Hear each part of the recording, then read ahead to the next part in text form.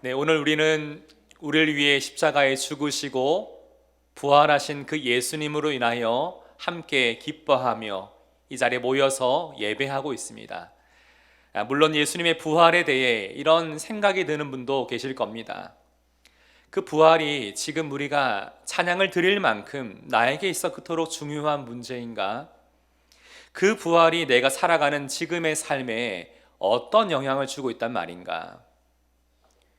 여러분, 왜 이런 생각이 들까요? 왜냐하면 우리가 매일 마주하는 여러 많은 삶의 문제들 앞에 우리는 고단함을 느끼고 있기 때문입니다. 불확실한 미래에 대한 불안한 마음, 죽음에 대한 막연한 걱정들이 여전히 우리의 마음을 두렵게 합니다. 지금 이 삶과 죽음에 대한 문제는 우리의 삶에 있어서 참 중요한 부분입니다. 그래서 지난 세월 참 수많은 철학자들이 이 생과 사의 주제를 가지고 이 문제를 고찰해 오고 있습니다. 또한 수많은 과학자들과 의학자들은 이 죽음이란 문제를 해결해 보고자 참 많이 노력하고 있지만 기대 수명만 늘어날 뿐이지 결국 이 죽음의 문제는 누구도 해결할 수 없고 피할 수 없는 현실입니다. 그런데 우리가 이 자리에 함께 모여서 하나님을 찬양하고 예배하는 그 이유가 무엇일까요? 바로 이 땅에서 삶이 우리 인생의 끝이 아니라 육신의 죽음이 하나님 안에 약속되어 있는 영원한 삶의 시작이기 때문에 우리는 함께 모여 하나님을 찬양합니다. 예수님의 부활하심은 우리에게 영원한 생명을 주시기 위한 하나님의 구원의 계획 안에 있었습니다. 다시 말해 예수님의 부활은 바로 우리를 위한 부활입니다. 이것을 믿으며 살아가는 것이 부활의 신앙이죠. 그렇다면 이 부활의 신앙으로 오늘을 살아간다는 것은 무엇일까요? 오늘 본문을 통해 이 부활의 확신과 소망을 가지고 살아갔던 베드로의 고백을 통해 우리가 가져야 될 이 부활의 신앙이 무엇인지, 또한 우리가 어떻게 살아가야 되는지 함께 살펴보고자 합니다. 우리 첫 번째 함께 읽어봅시다. 시작. 부활의 신앙을 날마다 확신하라. 네, 우리는 이 부활의 신앙을 날마다 확신하며 살아가야 합니다. 이 편지를 기록한 베드로는 예수님의 가장 가까이에서 그 공생의 사역 시작부터 마지막 순간까지 함께 했던 예수님의 수제자였습니다. 그리고 이 편지를 기록한 당시 베드로는 초대교회 안에서 너무나 인정받고 존경받았던 위대한 지도자, 위대한 사도였습니다. 이러한 베드로 사도에게도 지난 세월을 돌아보니까 너무나 후회가 되고 다른 사람들에게 좀 숨기고 싶은 부끄러운 과거가 있었습니다. 바로 예수님 앞에서 주는 그리스도시요 살아계신 하나님의 아들이십니다.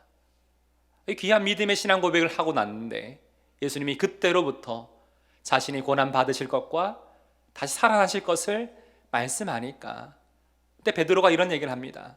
모든 사람이 다 주님을 떠나더라도 제 목숨을 잃을지언정 저는 결코 주님을 떠나지 않겠습니다. 이렇게 호언장담을 하죠. 그런데 그날 밤 예수님이 사람들에 의해서 체포당하시고 끌려가게 되는 그 상황에서 베드로는 어떻게 합니까?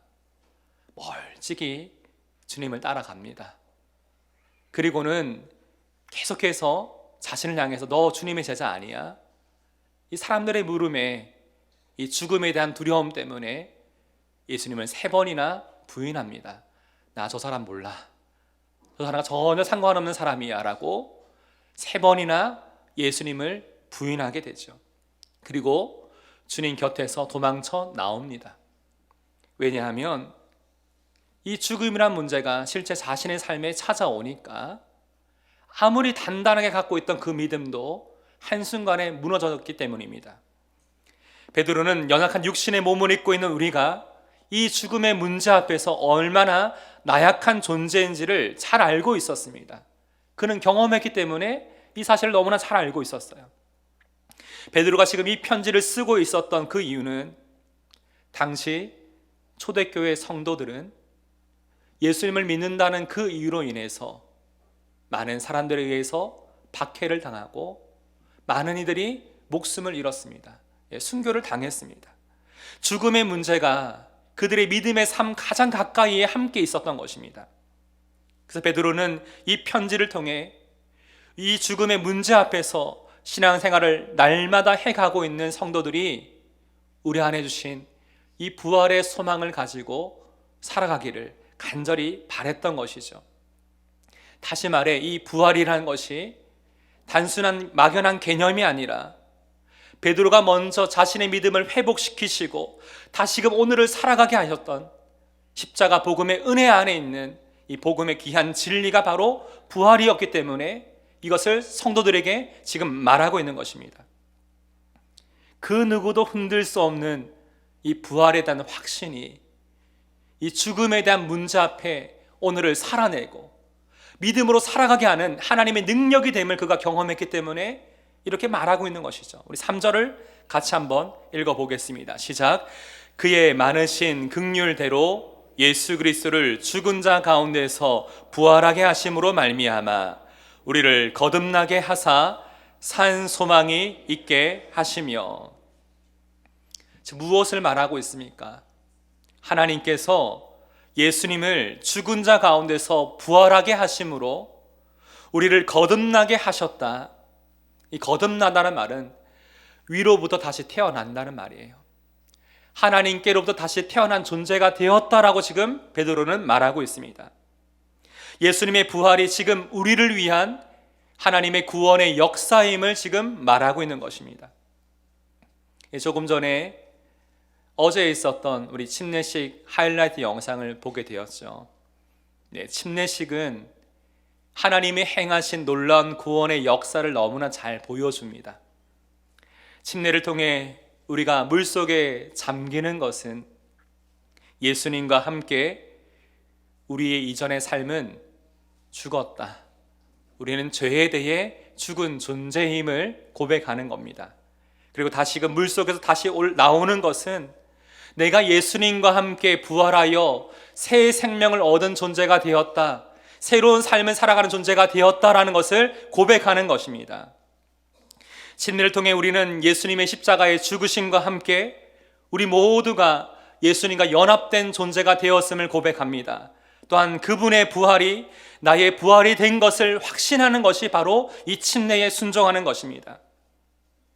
예수와 함께 죽고 예수와 함께 오늘을 살아가고 있는 것을 확신하는 것이 바로 부활의 신앙인 것입니다. 주님과 함께 죽고 주님과 함께 오늘을 살아간다는 것이 무엇입니까? 이전에 나는 없는 겁니다. 내가 오늘을 살아가는 것은 오직 예수 그리스도를 위해서, 나를 살리신 예수 그리스도를 위해서 살아가겠다는 믿음의 고백이 여기 있는 것입니다. 그러하기에 우리에게 주신 이 부활의 소망을 확신하며 이 믿음을 가지고 예수를 위해 살아가는 저와 여러분 되기를 간절히 소망합니다. 우리 두 번째 함께 읽어봅시다. 시작. 부활의 신앙을 날마다 고백하라. 우리는 이 부활의 신앙을 날마다 우리의 입술로 고백하며 살아가야 합니다.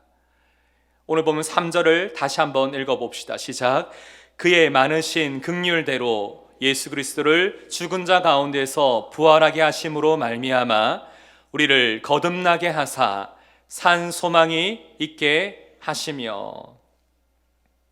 지금 무엇을 말하고 있습니까? 베드로는 하나님께서 우리 주 예수 그리스도를 십자가의 그 죽으심에서 다시금 부활하게 하심으로 우리를 거듭나게 하셨고, 이 거듭남의 분명한 확신은 오늘을 살아가는 우리의 산 소망이 되고 있다고 지금 분명히 말하고 있습니다. 여기서 말하고 있는 산 소망은 살아있는 소망이에요.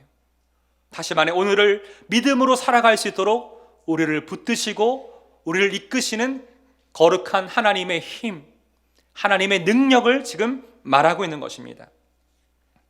이 소망에 있는 자들은 날마다 믿음으로 이 고백을 하나님 앞에 올려드려야 합니다. 왜일까요?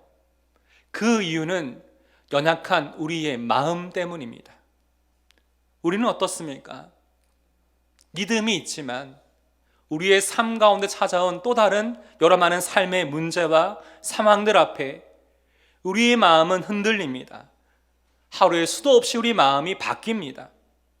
제 유혹에 갑자기 무너지기도 하고, 끝이 보이지 않는 고통 앞에서 정말 하나님이 살아계신가?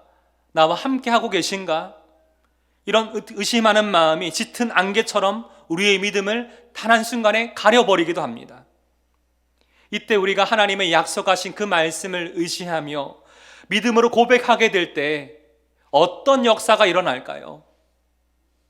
우리 안에 내주하고 계시는 성령 하나님께서 우리를 도와주십니다. 우리가 믿음으로 다시금 이것을 선포하고 고백할 때 우리의 마음을 덮고 있던 의심의 안개가 거쳐지고 하나님의 사랑으로 우리가 구원을 받고 하나님의 자녀가 되었음을 다시금 깨닫게 해주십니다. 우리 안에 내주하고 계시는 성령 하나님께서 우리 영혼과 더불어 우리가 하나님의 자녀인 것을 계속해서 보증해 주시는 겁니다. 이것이 얼마나 놀라운 은혜입니까? 우리 연약한 마음을 너무나 잘 아시는 그 하나님께서 우리를 거듭나게 하시는 이 분명한 확신을 가지고 매 순간순간마다 우리에게 이 소망이 있음을 확인시켜 주시고 확증해 주시는 것은 너무나 놀라운 큰 은혜인 것입니다. 그러하기에 앞으로 우리의 마음 가운데 뭔가 의심하는 마음이 생길 때마다 이렇게 고백해 보십시오. 예수님이 나를 위해 부활하셨음을 믿습니다. 나는 예수님과 연합된 자이기에 나에게도 부활의 소망이 있음을 믿습니다. 예수님의 부활이 나의 부활입니다. 우리 함께 고백해 볼까요? 예수님의 부활이 나의 부활입니다. 시작. 예수님의 부활이 나의 부활입니다. 아멘. 이 고백은 사망에 따라 흔들리는 감정이 아니라 진리 위에 날마다 굳게 서서 우리가 선언해야 되는 영적인 선포입니다. 고백입니다. 이 고백이 우리의 삶 가운데 있을 때 모든 사망 속에서 우리를 살아가게 하는 영적인 호흡이 계속 일어나는 겁니다. 그래서 로마서 8장 마지막 부분에 바울은 이 분명한 확신과 소망이 있었기 때문에 이렇게 선언합니다. 우리 함께 읽어봅시다. 시작. 내가 확신하노니 사망이나 생명이나 천사들이나 권세자들이나 현재일이나 장래일이나 능력이나 높음이나 깊음이나 다른 어떤 피조물이라도 우리를 우리 주 그리스도 예수 안에 있는 하나님의 사랑에서 끊을 수 없으리라. 아멘.